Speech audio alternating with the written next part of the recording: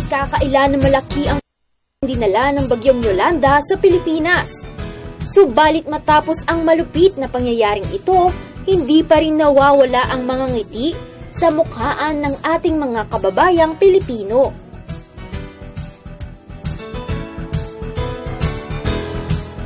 Kaya naman inilunsad ang isang proyekto na pinangunahan ng Climate Change Commission, Project Headshot Clinic at Facial Care Center na pinamagatang Earth Faces.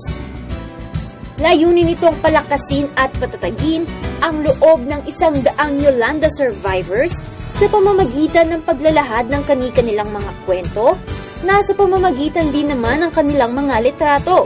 Nakuha ng isa sa country's top photographers, Nicola Cosme. Ang maganda sa program na to is bringing out beauty out of sadness. A new beauty translate to happiness.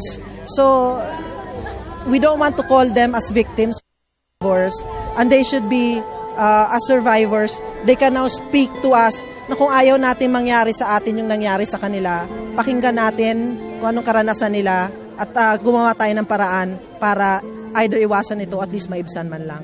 At himukin ang lahat ng Pilipino na mabuhay ng simple at magbigay halaga sa lahat ng bagay.